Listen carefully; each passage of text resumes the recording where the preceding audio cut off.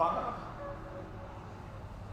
So I interviewed him at the Nixon Library, and he said something to me that was very profound. And somebody asked him about how did you feel about Ariel, the person called him Kills. What did you think about Kills?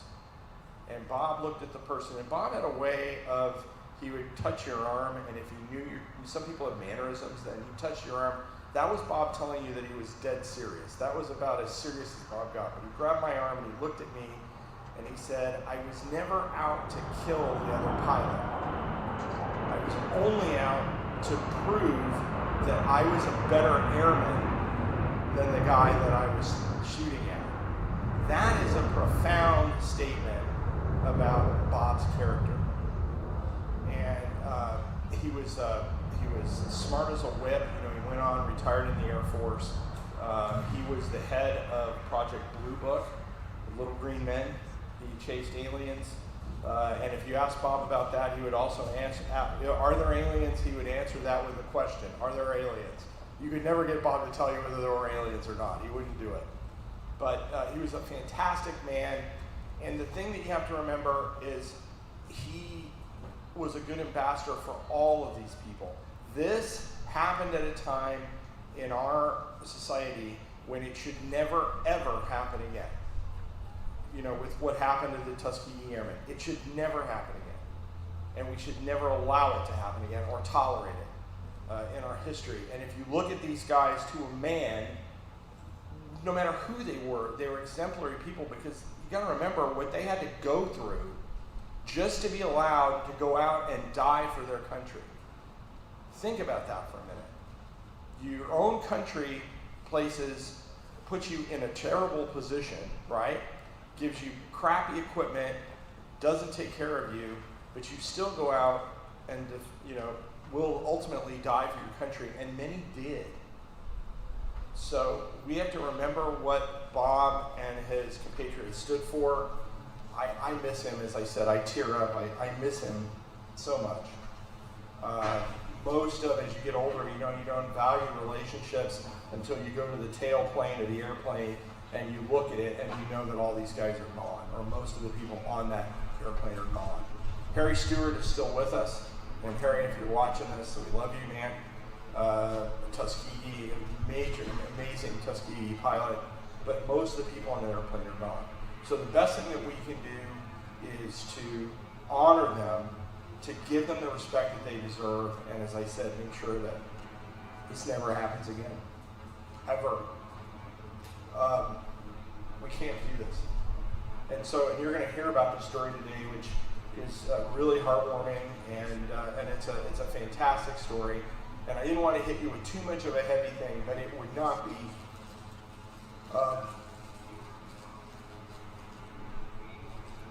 be right to talk about this without remembering Bob and what he represents. So I'm sorry, I got a little weepy. Yes. Rusty is still with us. Rusty is on there. Rusty's on it. Harry Stewart is there. Most of the rest are gone. Great story about Harry Stewart, and then I'll turn over to Greg to start the program. When we restored the airplane, Bob actually was with us when we put the airplane back together. So he gave us all the little hints on making sure that it was fairly accurate, right? You know, the trim tabs have to be white and this and that. I mean, there were little things. But when we put the airplane in, you go up over the wing to get in the Mustang. You step on the tire, you step on, there's like a brace on the, and then you're up, and then you get in the fuselage. Harry Stewart was here, and Harry, if you're watching, you'll know this story, gets in, boop, boop, boop, he's in the cockpit. I thought he was going to steal the airplane. And the only thing I was worried about is, oh my goodness, this Tuskegee Airman is going to fall off the wing of a P-51. But he was so agile, he went right up in the airplane. And the other thing is when Bob flew in that airplane for the first time, him in the back, because he flew in that airplane, and just as if you ever saw Bob, he had this great smile. Just this huge, I could see the smile from here as he took off. He was so happy. He continued to be a good pilot. He flew the T6, like the one that's out there. Flew one back to Chino one time. Never lost his touch, and they broke the mold with that guy. So that's all I wanted to say. Enjoy the presentation. I'm going to introduce Greg, who will be much more lighthearted than I am, I think. my programs director and my key guy, Greg King.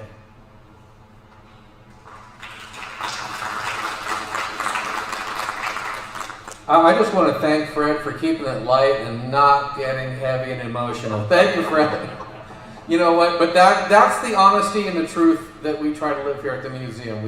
We love this stuff. We love these people, and we look at it as our personal mission to make sure that we're honoring them and their memories. So I do thank you, Fred, and thank you, Jerry, for being here today, too, for our program.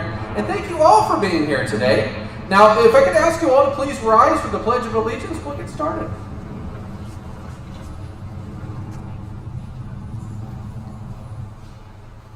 I pledge allegiance to the flag of the United States of America.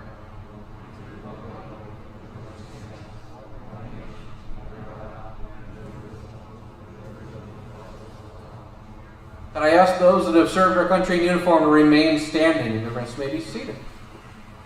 Thank you. Thank you for your service. Thank you for our freedom. And just one little follow-up on what Fred was saying about Harry Stewart jumping on the P-51. I've seen Harry do it, and I've seen Rusty Burns do it. And trust me when I tell you, folks, that's one of those puckering moments. It's like watching somebody take a Ming vase and balance it on their finger. It's like, no, please be careful, not the airplane, but the human being. But they both did it with such agility and grace. They're literally my heroes. You see people that play things on TV, and they do a good job or they do a bad job, but these are the folks that lived it. So I always like to thank them for their service and, of course, all of our veterans. I also want to thank our volunteers, folks here at the Air Museum that keep this place alive by keeping the stories alive and sharing their experiences and the times of their service and their vast knowledge. So thank you to our volunteers. Thank you. Thank you to our members, the folks that provide the financial support to keep us going. It's not easy to keep airplanes in the air and restoring new projects. We've got an F-117 under restoration as we speak. We've got an A-7 under restoration as we speak. So I do thank all of our members, both in the audience today and those at home. Thank you for supporting the Air Museum. We deeply appreciate it. And for those of you that may be watching or here with us today that are not members, we'd ask you to consider it. We'd love to have you as part of the family. For your membership, you get a whole host of benefits, including access to our library and the vast array of books and things like that, programs such as this one and different things that we have going on. But at the end of the day, it is to preserve our mission, which is to preserve the aircraft and their history, to honor the people that worked on them, designed them, flew them, and then to educate the newer generations, the ones that are coming in and getting excited about their country and about aviation. We want to be here to light that spark for them and to get them excited. So please do consider membership. We would love to have you.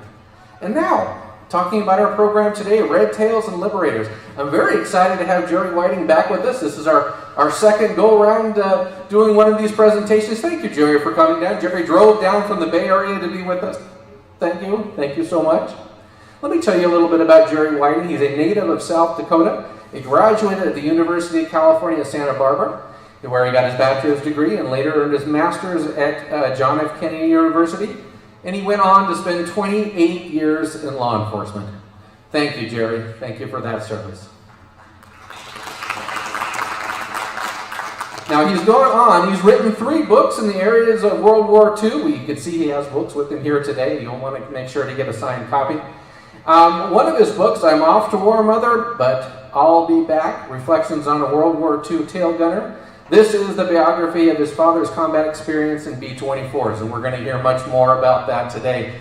So I want to thank him for his good work. He's also produced documentaries, the most recent one having much to do with our topic again today, the Tuskegee Airmen, and this exciting, interesting, captivating event that took place in Ramitelli. So Jerry, why don't you come on up and tell us about it? Thank you, sir.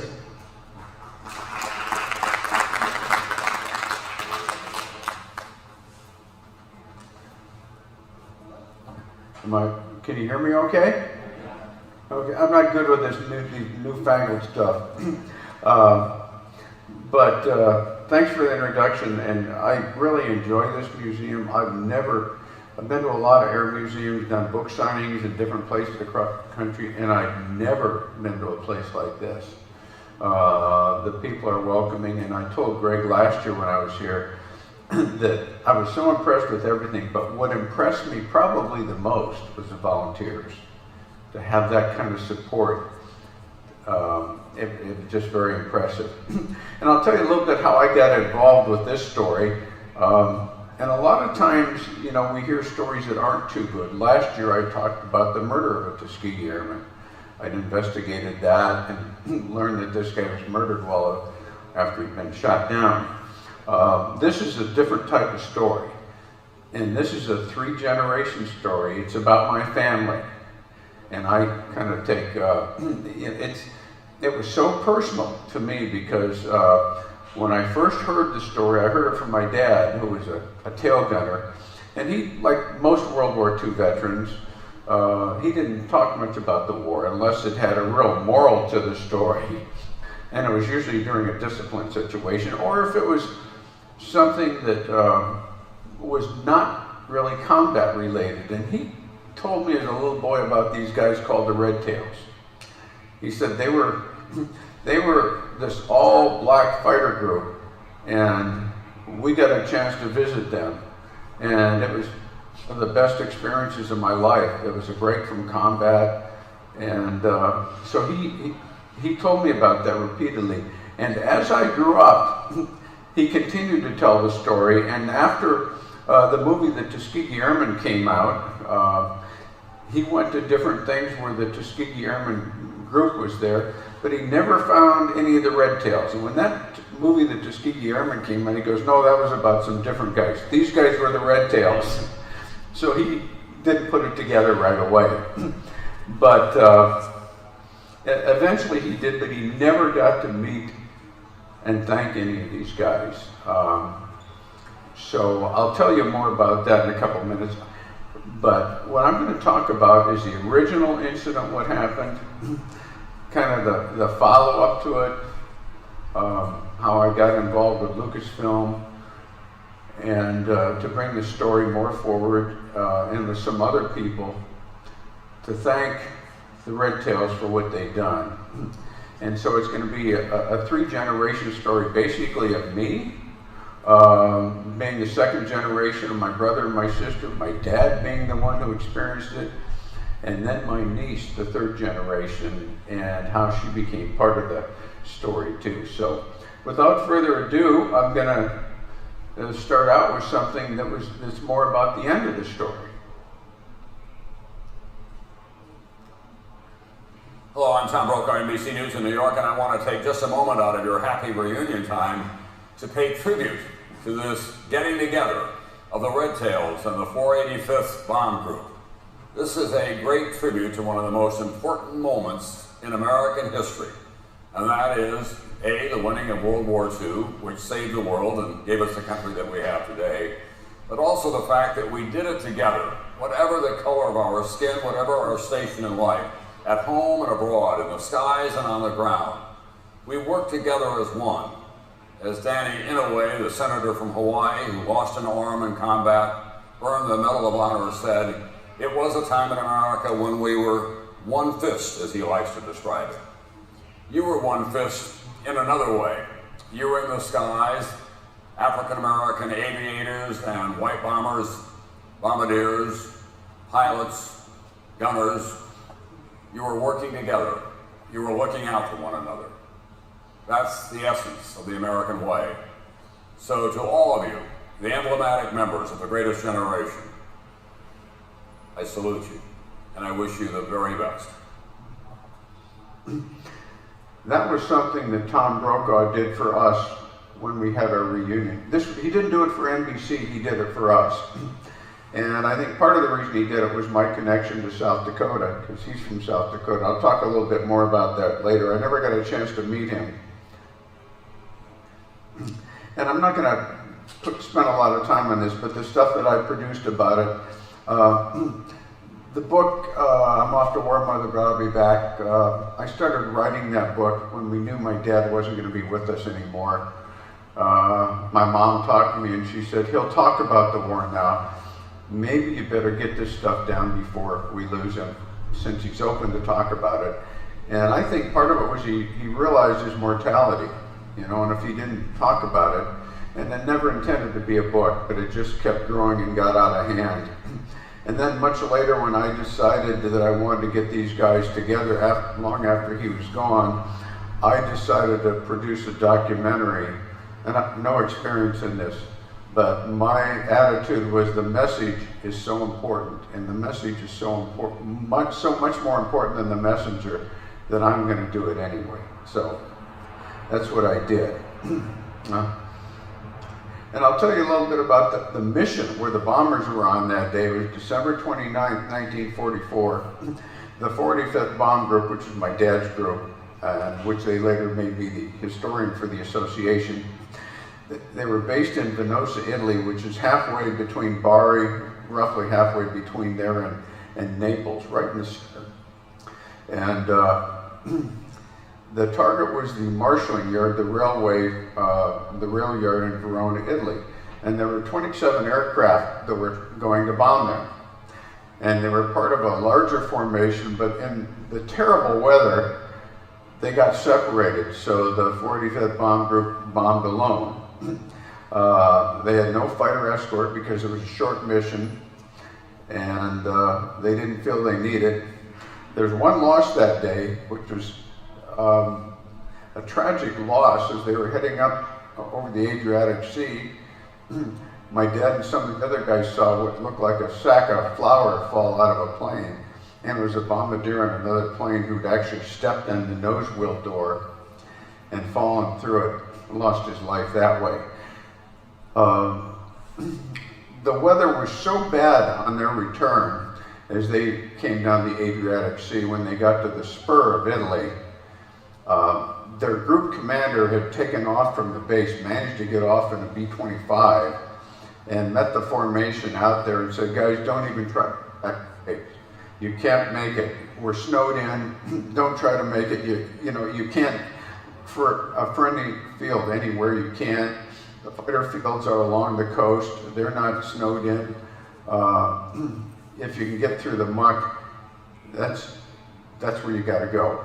And so the formation separated, and 17 B-24s spotted the field that was Ramitelli, Italy, the home of the Red Tails.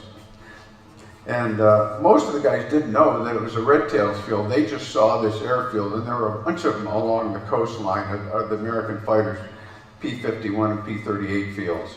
And so when they saw the field, the lead plane said, we got to get down. And so that's what happened. They landed nose to tail.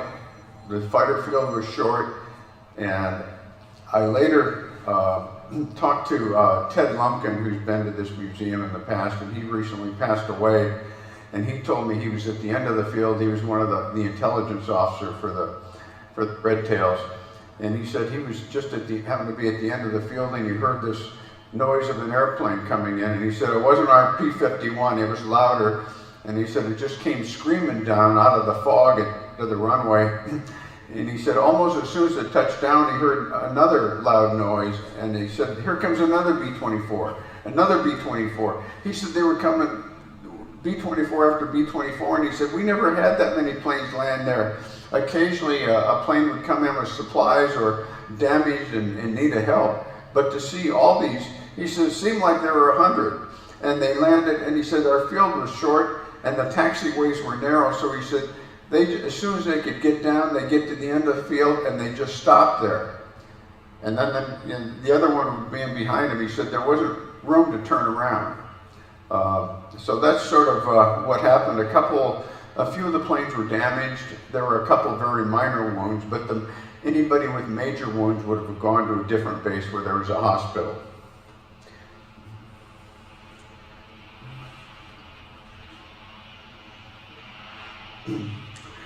I want to talk a little bit about an earlier mission.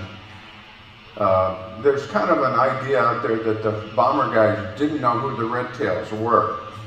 And I'm sure that was the case sometimes. But not always. Some of the guys knew full well. And there was an earlier mission on November 17th with the same bomb group when they went to a place called Bleckhammer, Germany. It was the farthest they'd ever flown. And if anything happened, they weren't going to make it home because it was so far from their base. Bleckhammer, Germany is actually in Poland now. So it was a long mission. And my dad had told me a story about how when they were separated, the plane suddenly went into a dive, left the formation. And from talking to him and his co-pilot, I learned that the reason the plane went into a dive, pilot lost consciousness. And apparently, I don't know if the oxygen system for the pilot was shot out or it malfunctioned, but the pilot was slumped over. The co-pilot had the presence of mind to realize we got to get to a lower altitude, so he dived the plane. And when they got down to a lower altitude, again, they were alone. They were a straggler. And at that point, they were over Czechoslovakia, probably. And they had a long ways back to Italy as a straggler. And not a good situation because the German fighters at that stage of the war primarily picked on the stragglers, the planes that needed help. And I heard it from the co-pilot more about what happened there down, and it's like all the guys are, oh man, we're in bad trouble now. Everybody keep your eyes open. And the co-pilot told me that the flight engineer tapped him on the shoulder. The co-pilot's still flying the plane, the pilot's not in good shape. The flight engineer had come forward to see what happened and pointed out the window. The co-pilot looks out the window, and here comes this Mustang coming down to their level, trying to slow down. And he doesn't point his nose at him. You don't point your nose at a B-24 because you'll get shot down. Or there's a chance of that. So this lone P-51 comes down and comes up alongside the co-pilots. And the co-pilot said that the guys loosened his oxygen mask because he was at lower altitude where he didn't need it. And he said he saw this black smiling face at him. And the guy made some sort of a sign towards him, acknowledging him, and then went up. I think he gave him a thumbs up, like, I'm going to be above you, and escorted him all the way back to where they were safe, Adriatic Sea. So they knew who the Red Tails were. Let me see here. That's just a shot of another plane, a P-51, escorting a lone B-24. This is a red-tailed P-51 that one of the 45th Bomber guys snapped this photo as a plane came up alongside him. On that November 17th mission, I tried to find who the escort was that day. I tried to identify that pilot because I wanted to thank him or thank his family. A lot of times they kept no records of that because that was their job. It was so routine that they just did it. They didn't think anything about it, but this B-24 crew sure did. And so I could never find out who it was, but then I realized when researching all the records that the Red Tails weren't escorting that bomb group that day. They were escorting a B-17 group to somewhere in Czechoslovakia. So when I talked to Bob Friend about it and a couple of the other Red Tails, I said, there's no record, and it said you weren't escorting. He goes, hey, we escorted anybody that needed help. And on some of those missions, you'd come across a damaged plane from a different group. We didn't care what group they were in. We were going to do what we could to bring them back home. And I'm sure that's what happened that day.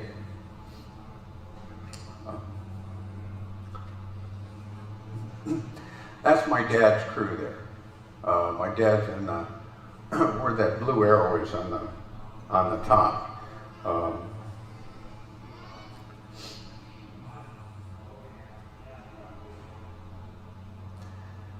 Again, I said it's a 3-generation story. If you want to include his mother, it's a 4-generation story.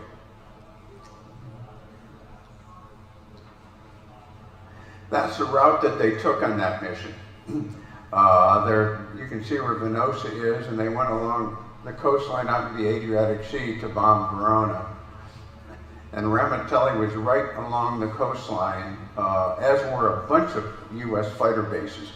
17 of them landed at Ramitelli, and the other 10 found other fields somewhere. But again, it was so thick, the fog was so thick, the weather was so bad, that a lot of them just got separated and looked for anywhere. But amazingly, all of them found a field to land at.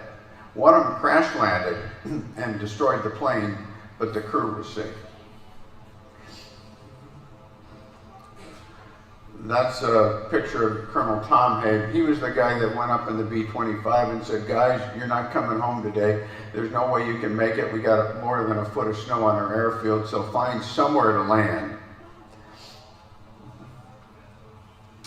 This is a lead pilot who landed there, and I'm going to include what some of these guys said about it when I interviewed them or when I found records. You know, and he said, we were treated royally there. Major Pruitt, the squadron commander, felt very good about being there. Maybe it was due to Pruitt's rank, but we were given a Quonset hut as sleeping quarters. The officers stayed with the other officers, and the enlisted men stayed with the ground personnel, primarily mechanics. So when I wanted to bring this story forward later and thank the Red Tails, I wanted to make sure that the ground personnel got their due credit. There were a lot more airmen who were enlisted men that were there than officers, and they stayed, with enlisted men. This is Art Kane. He was the nose gunner on one of the planes, and he talked about how great the food was and how great a time he had. And they brought him cinnamon rolls with raisins and coffee in the tent we shared with mechanics. I was surprised at how educated the mechanics were. All had some college. And today we might look at that as a racial thing, that, these black guys had been to college. But I really, in talking with these guys, I don't think it was that. It's that a lot of these gunners had virtually no education at all. Many of them had never been to high school.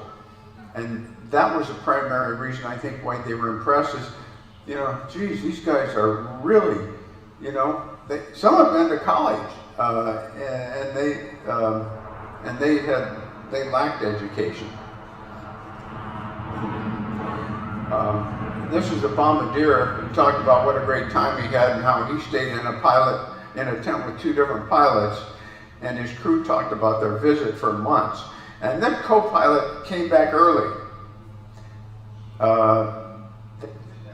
to lighten the planes, so because it was such a short field, and the base was running out of provisions. I mean, all of a sudden to have 170 guys you weren't expecting living there, eating 3 meals, it really taxed what was going on there.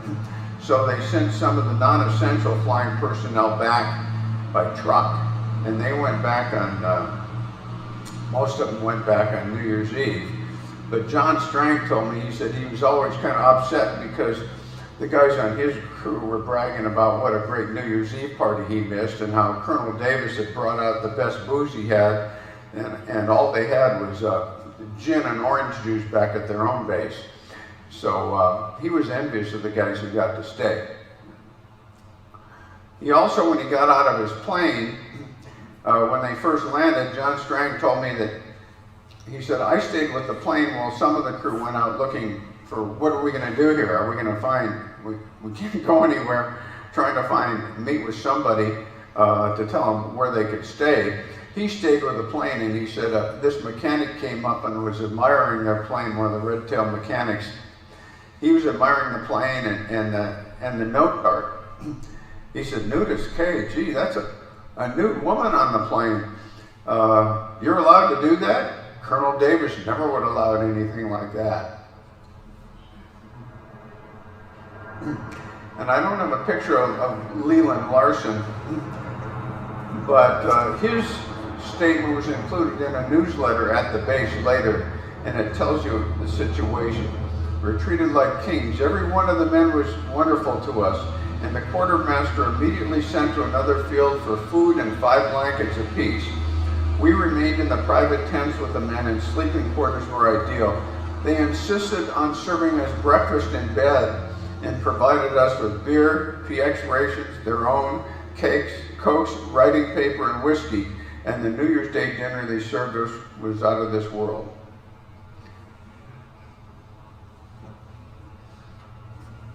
Gerald Morris was from Georgia. His nose gunner was Art Kane, and he said, I kind of wondered about this Georgia pilot we had, you know, a southern guy here at Ramitelli. What was he going to say about it? And he wrote a letter to his wife saying, I stayed with a flight commander from Thomasville, Georgia. He's a fine fellow and did everything possible to make my stay more comfortable.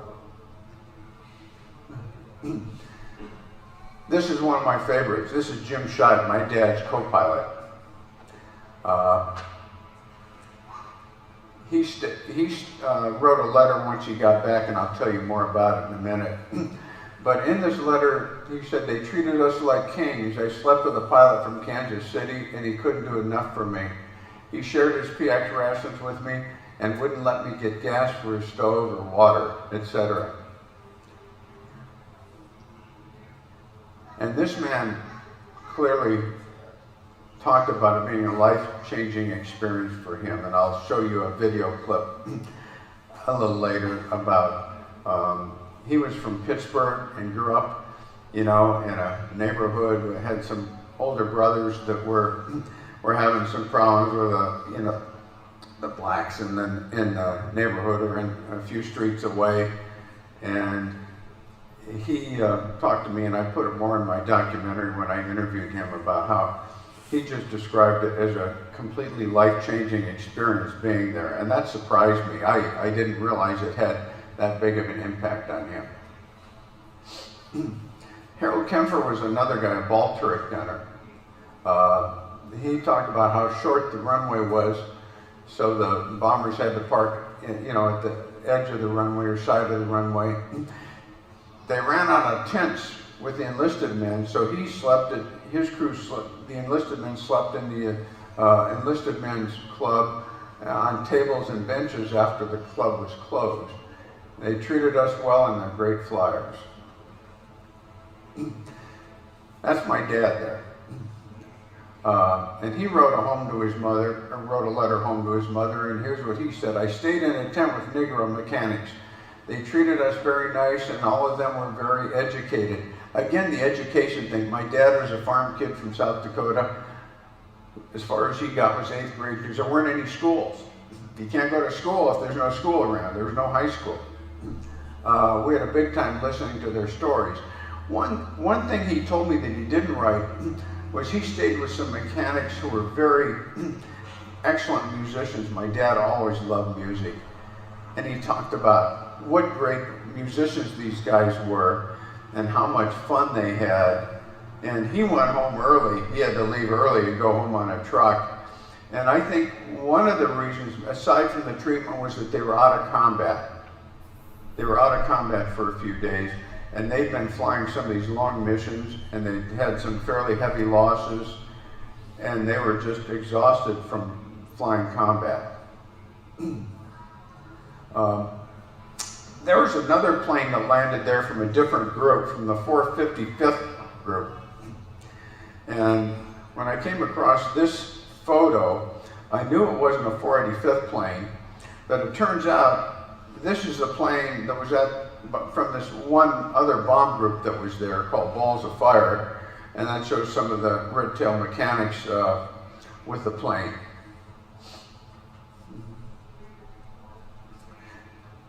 And what did the red tails say about it? Did they think it was a good experience?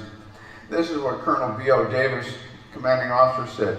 Such a mixing of races would never have been allowed to occur in the United States. I provided a case of Johnny Walker for our New Year's Eve party. Our bomber friends were still weathered in and took communion with us at the Sunday service. Some of the other bomber guys mentioned going to church with the red tails. And this theme keeps coming up about segregation and the mixing of races not being allowed in the United States at the time, which, you know, we know it was segregated. Ted Lumpkin, I referenced him before because he was the intelligence officer and actually described the plane's landing. And he said it was a signature event during the war, particularly for the white bomber crews. The bomber crews got to know the personnel of the 332nd fighters that were escorting them to the targets. Were piloted by black pilots, and the entire organization supporting them were also black. It represented the true racial integration of American troops. It happened overseas and probably couldn't have happened in the continental U.S. at the time. Same thing that Colonel Davis said. And you know, Tom Brokaw and NBC in their reports kind of said it was the first integration in the U.S. military. I wouldn't say it was such because it was a temporary thing. You know, it happened one time, but it certainly set the stage for things to come. And Bob Friend, you know, Bunny out here, that was a plane, you know, named after that he flew. When I interviewed him for Lucasfilm, and I'll explain that a little later, Lucasfilm had me interview a bunch of these red tails. And I knew nothing about Bob. I don't like to do an interview like when I was a cop. I want to know about that person before I go into interview so I can do a better interview. And all I knew was that he was a pilot. And I sat down with him, and Lucasfilm had a couple cameras running. And before they started him, I just introduced myself, told him who I was. And the first thing he said to me off camera was, "You're not going to make this about race, are you?" And I said, "What do you mean?" He goes, "This was not about race. This is about Americans taking care of each other." And I thought, wow, it almost stopped me, you know, because I didn't expect him to have it that way. But Bob, very easygoing, nice man, smiling all the time. But if he wanted to make a point, he would make it. And I got to know him much better later on. That shows the condition of the airfield that day, back at Venosa during that time period, and why no bombers could land there. Another plane. Just terrible conditions, but along the coast, you know, it was a little bit warmer, and they didn't have that snow.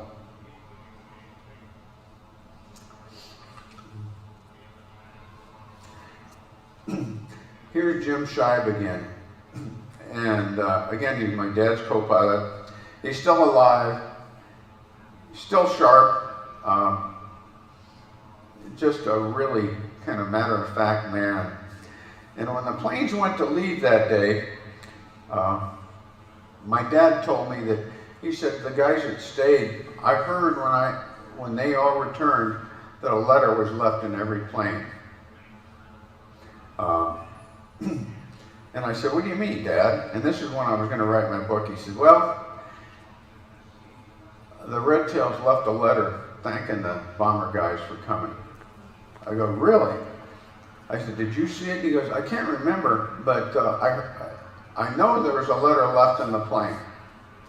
So I was interested in what the letter said. So I called the pilot, and he told me, he said, "I remember that. There was no letter in the plane." Called another crew member still alive, the ball turret gunner. And he said, "Yeah, I think there was a letter in the plane." So now I got the pilot saying, "Definitely no." My dad saying, "Yeah, there's a letter, but I didn't see it." So I called Jim Scheib, and he said, "Yeah, there was a letter in the plane." I said, "Do you know what it said?" And he goes, "Yeah, I was thinking about that letter because I knew we were going to talk." I said, "Do you know what the letter, you do know what the letter said?" And he goes, "Yeah, you want to know?" And he started telling me. I said, "Jim, it's like you're reading the letter." He said, "I am." I said, "You don't have it. You don't have that original letter." And he said, "Yeah, I kept it." And I said, "Why would you have kept that letter?" And he said, "Because it meant so much to me." He said, "When I got home, when I got back to our home base, he said, I just knew that this letter was so important. And he said, you know, who knows what's going to happen to me and our crew when we fly more combat. He said, I didn't want that letter to get lost, so I sent it home to my mother. So that's how it survived. This is the original letter, and I'll just read it because I think I get emotional time I read it, or every time I see it. To the visiting pilots and crews, you have been the guests of the 332nd All-Negro Fighter Group. We hope that our facilities, such as they are, were suitable and adequate enough to have made your stay here a pleasant one. On behalf of Colonel Davis and the command, I extend to you our most hearty wishes for a happy new year and many happier landings. You're welcome to return here at any time, and I'm sure that we can make your stay an enjoyable one.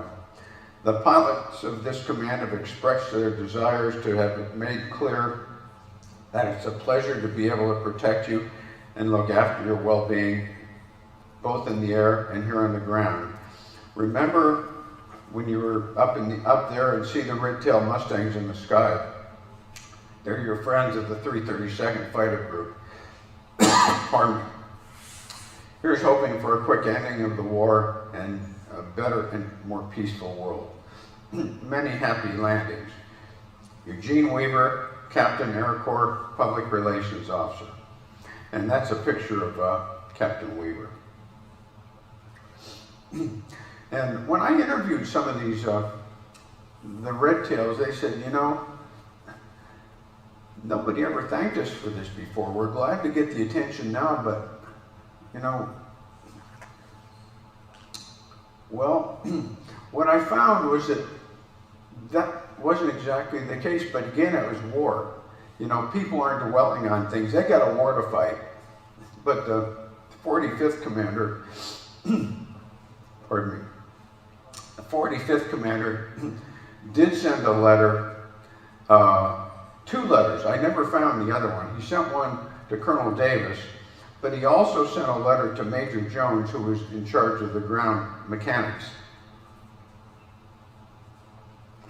And what he said was, Dear Major Jones, on behalf of the officers and enlisted men of the 45th Bombardment Group, I want to personally thank you for the courtesy and assistance which you and the personnel of the 366th Air Service Squadron so splendidly offered to our crews which landed at your base on 29 December 1944. I fully realize what an inconvenience this forced landing must have made on your facilities, and the remarkable manner in which you, the people of the 15th Fighter Command, rose to the situation is all the more commendable. The very able assistance which your service squadron has given to the 332nd is well known, and now you've proven yourself just as capable in servicing our bombers. Well, you kind of wonder what happened afterwards. Was there any, did these guys ever run into each other? And one of the things that happened was this guy named Art Kane, this nose gunner, told me that he was concerned when they arrived. He said, we had a couple, 2 or 3 Southern guys on our crew, and he said, you could see, they didn't say anything, but they weren't particularly happy to be there. You know, it was a new experience. He said, I was just happy to be on the ground, anywhere, alive. But he said, some of these guys, you know, because they were Southerners, he said it was more questionable. So we were staying with these tents, these men in their tents, these mechanics. And that evening they said, why don't you go out to the enlisted men's club with us? We'll have a few beers. And they said, we don't have any money. We can't go. They didn't fly with money. And so the guys, the red-tailed mechanic said, no, come on with us. We'll buy your drink. Don't worry about it. He said, you never saw people change their attitude so quickly as after having a few beers. And he said it was like they were the best of friends after that. And he said but that continued throughout the stay. And he said I was really surprised that happened, you know, because these guys, you know, they were from the deep south, but he said no, they were just as happy as I was.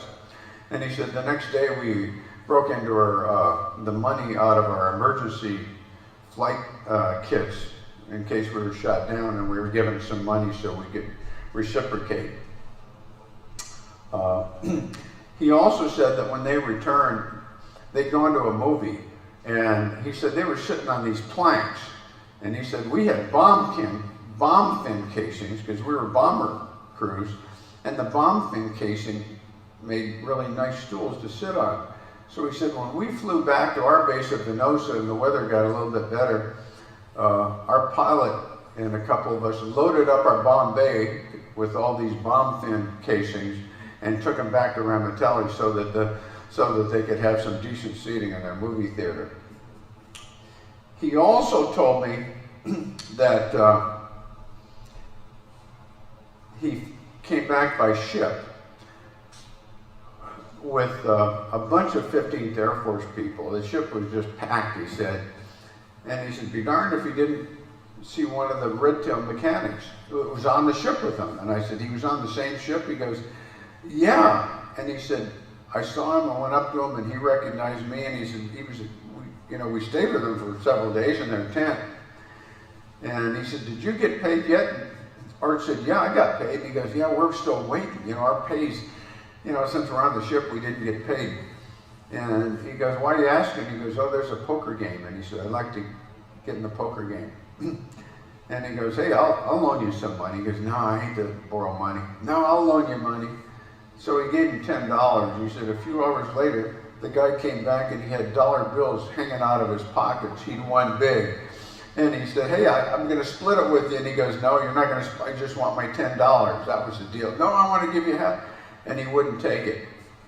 Well, after the war ended, he came back home to where he lived in Washington State. And he'd gotten to know these guys for a few days fairly well. And they talked about where they were from. He gets a call from a local clothing store. And the guy said, hey, I need you to come and get fitted for your suit.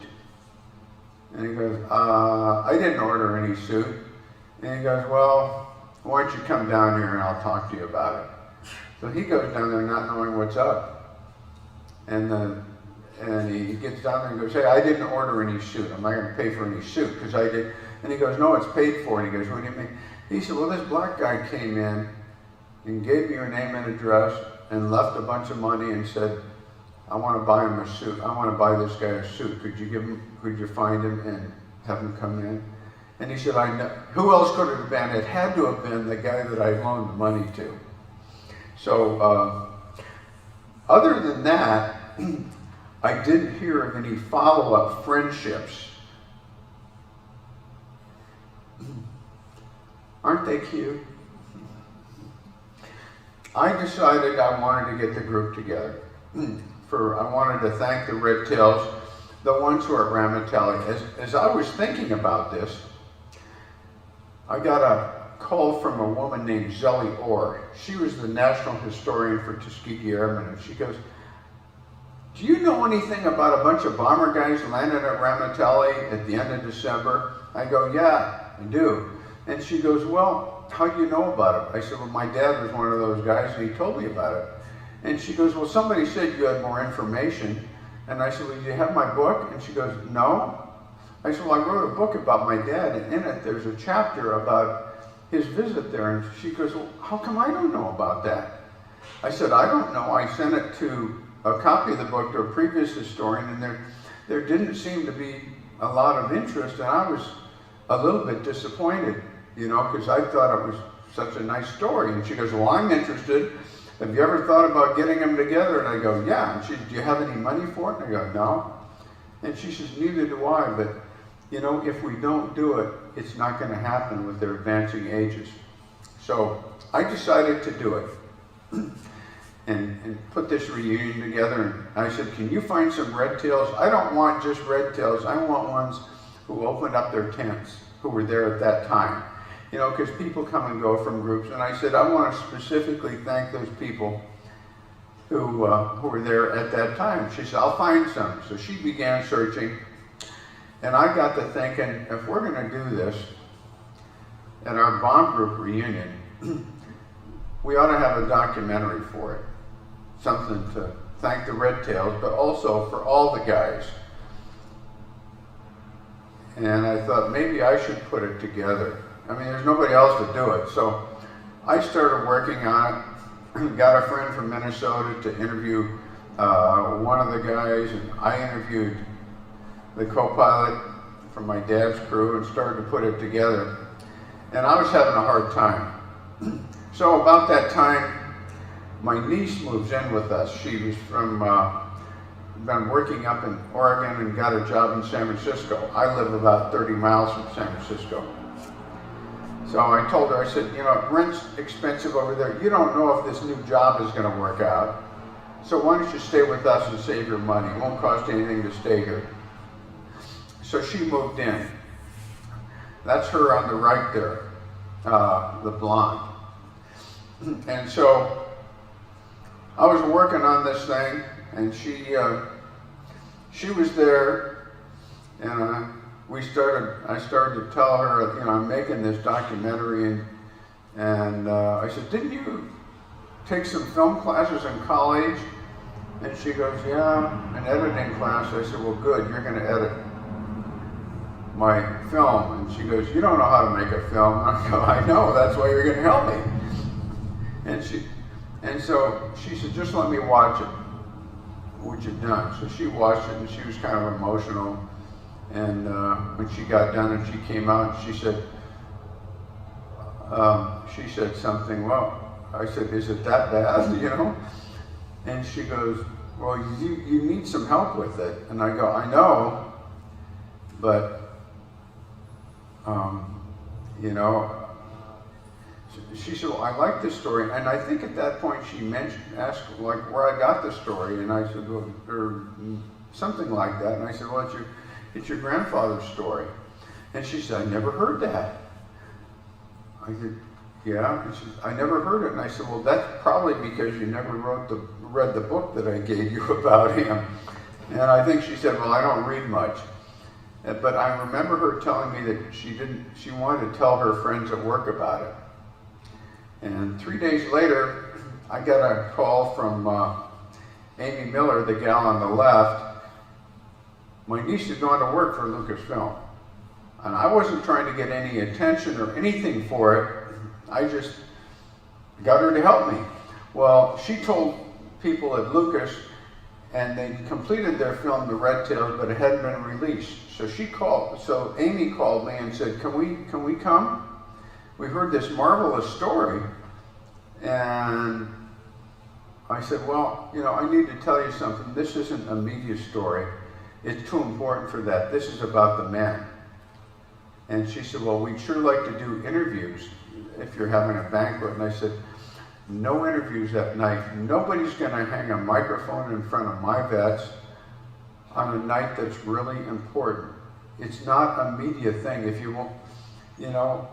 And I said, another thing that you need to understand, I know that you're from Lucasfilm, and the film Red Tails is about some pretty special guys, you know, the black fighter pilots and the crews and the rest of the men at their base. But I said, you need to understand up front that this isn't a black story. And it's also not a white story. It's a black and white story, how things should be. And I just don't want the story to get spun. I know a lot of things aren't positive, but this story is a positive story. And I think, I just don't want anybody to spin that story because it dishonors everybody that was there. And I said another thing is no interviews. You know, that night, I mentioned that earlier, and she said, well, we'd like to interview that night. And I said, you can't. I said, why do you want to come? And she said, because I want to be in the same room with all of them. That was the right answer. And I said, fine, if you meet. She said, well, I'll talk to some people here at Lucas and we'll get back to you.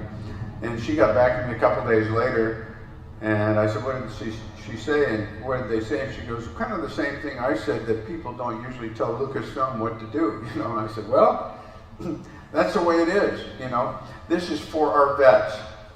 And I'm not going to let anybody get in the way of honoring our vets by them being together. They've never been together before since the war. And I don't want anybody putting microphones in front of them that night. It's their night to be together.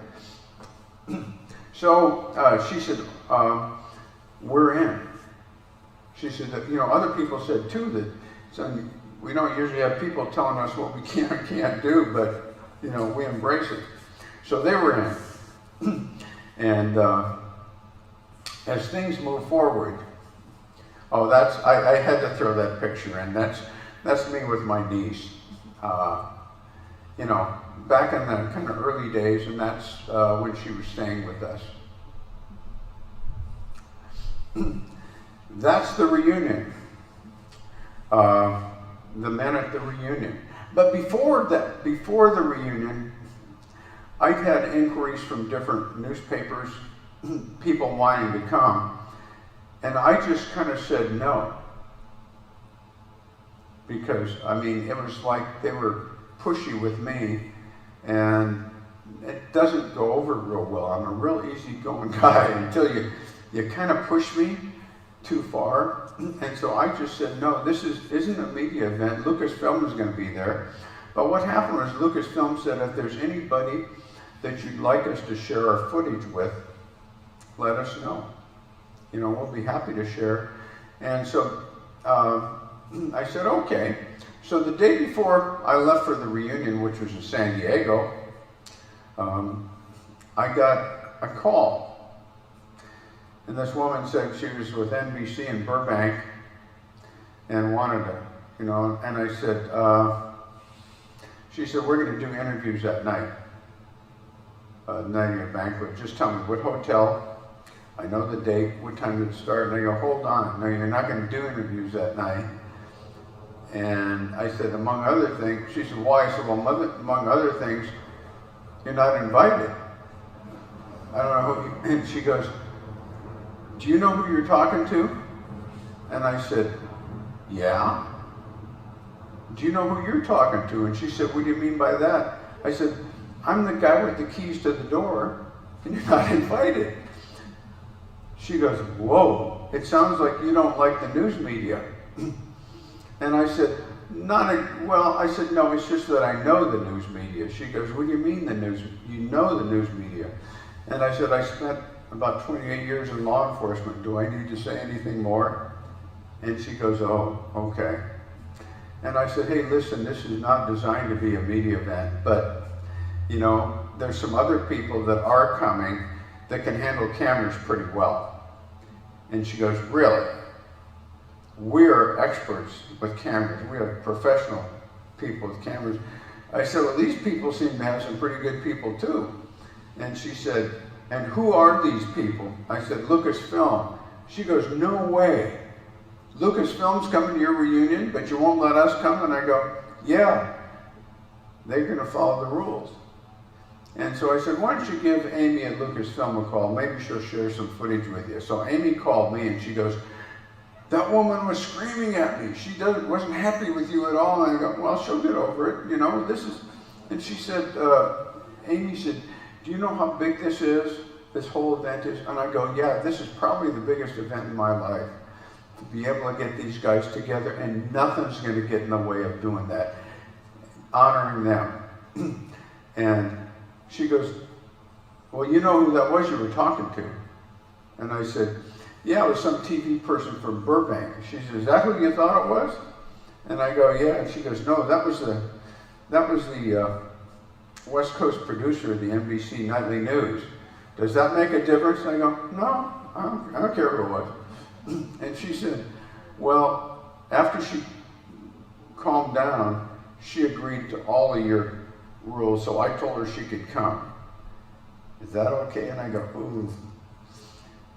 And I said, well, Amy, and she goes, another thing is, I'd like to monitor NBC so you don't have to worry about it. I go, really? She said, yeah, I got no problem if they don't follow the rules, we'll just throw them out. And, you know, and I don't know that she meant that more figuratively, but I said, okay, Amy. So the reunion moves, you know, it's all set. That Tom Brokaw video was not for NBC.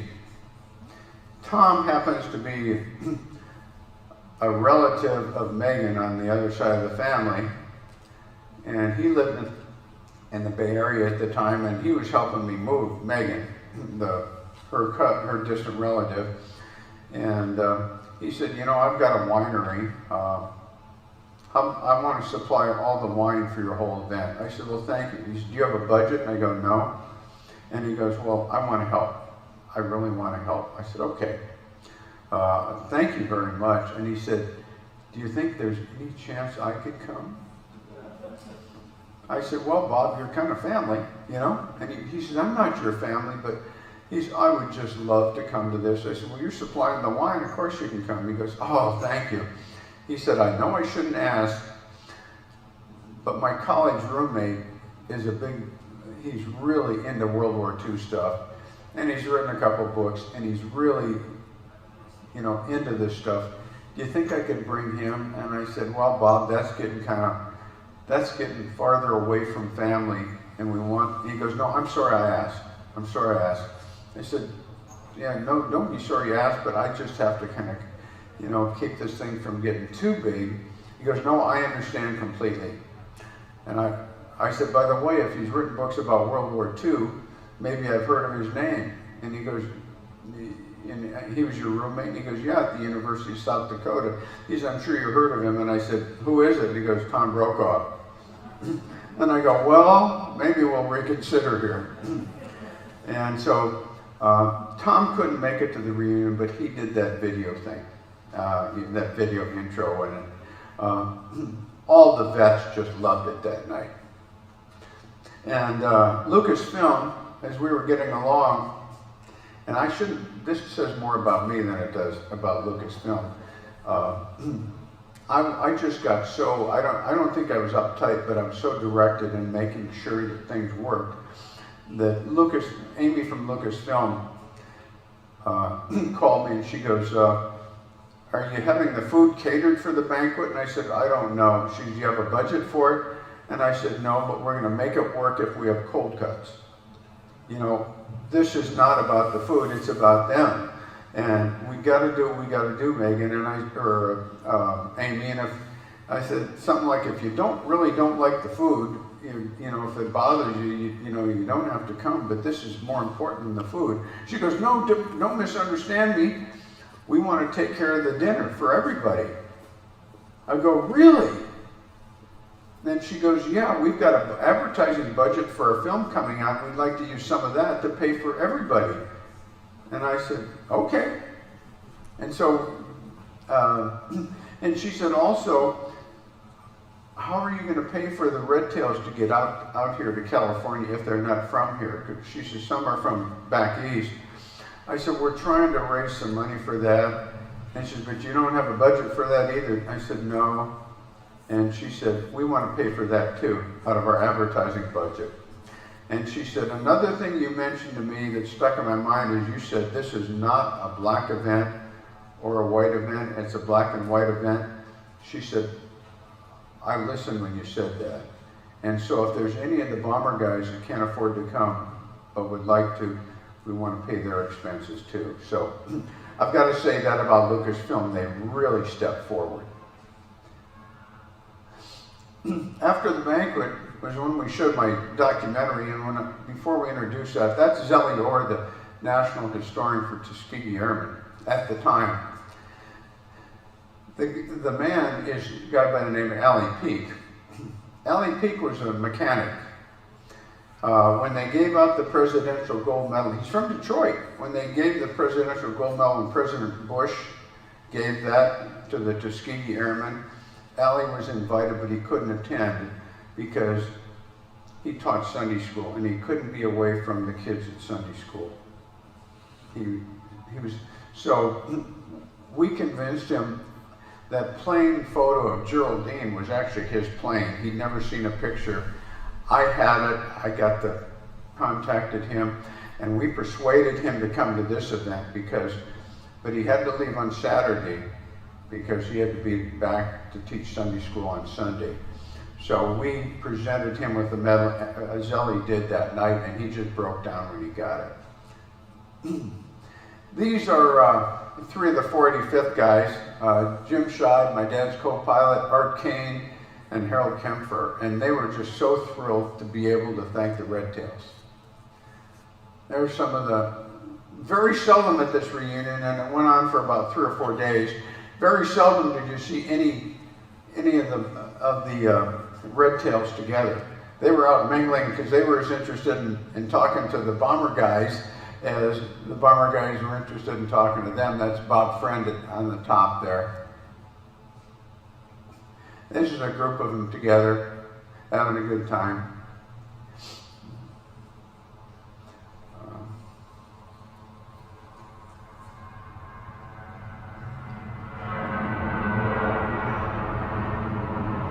There's Bob Friend.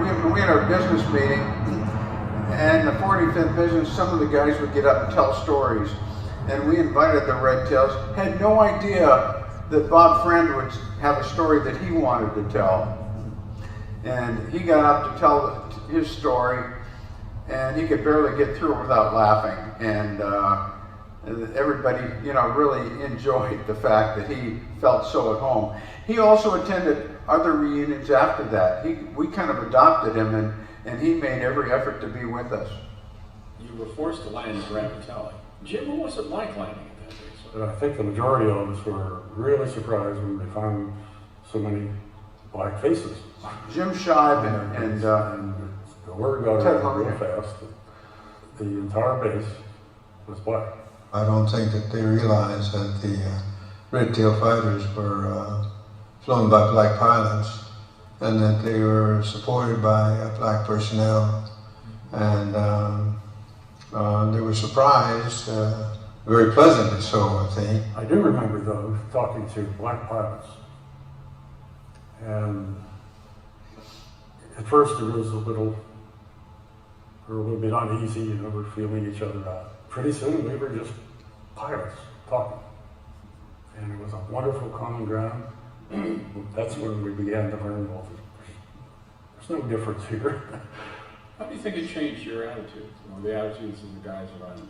When we got back to our home base, I wrote a letter to my mother. I said, "Dear Mom, we flew a mission to northern Italy, and when we returned, our field was closed due to weather. We landed in the P-51 fighter field and couldn't get off for 5 days. All of the pilots and ground crews were Negroes. They treated us like kings. I feel very privileged that it snowed on our field that day in 1944, because if it hadn't been for that, today perhaps I would have carried on whatever feelings I had to my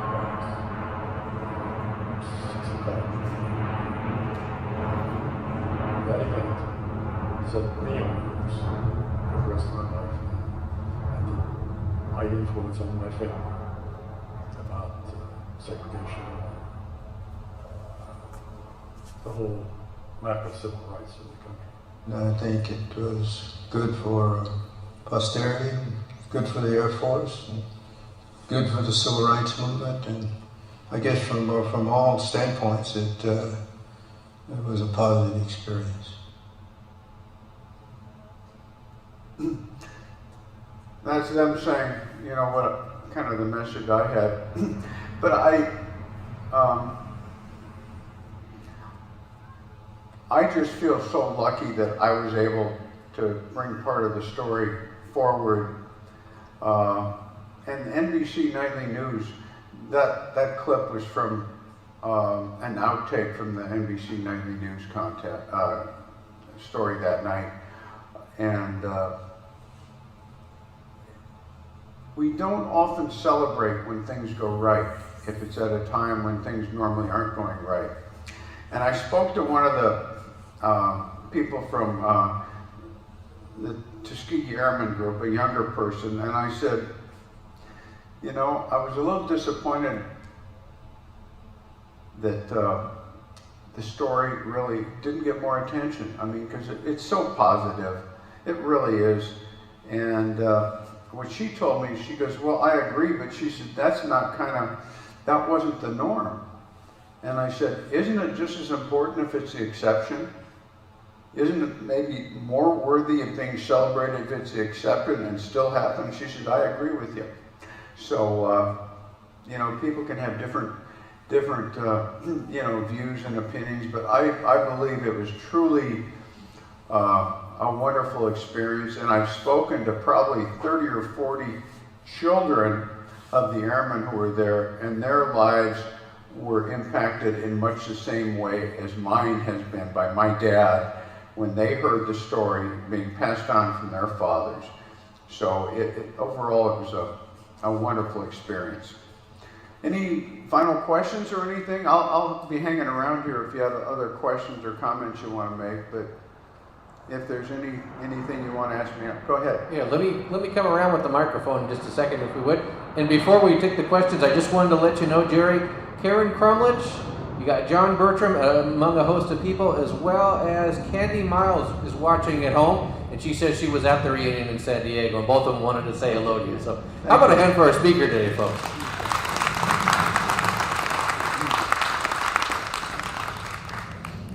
How were they recruited?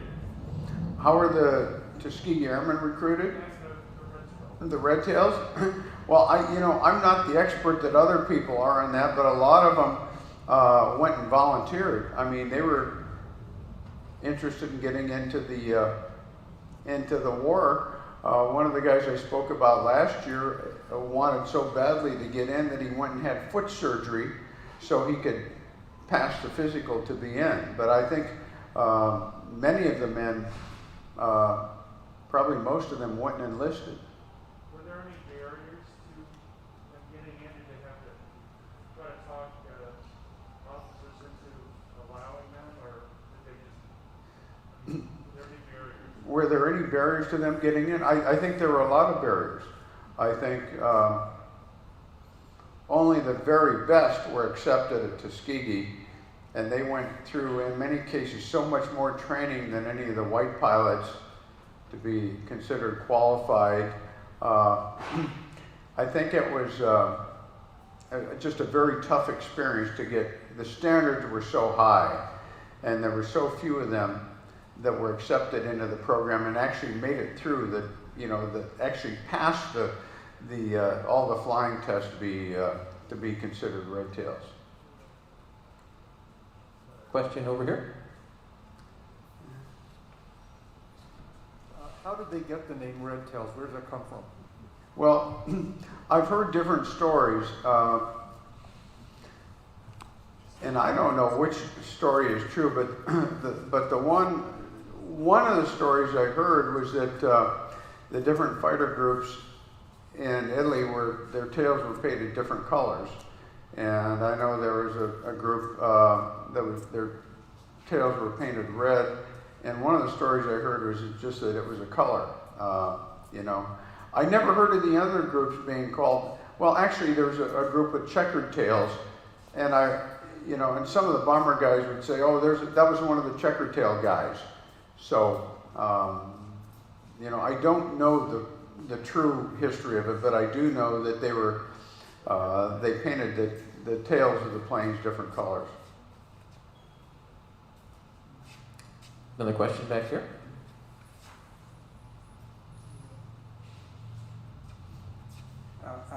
Great presentation. Thank you very much. You're welcome. Maybe I missed the point. Are there any of them still alive? And didn't one of them live here in the Coachella Valley? Greg can probably answer that question. There are a few that are still alive.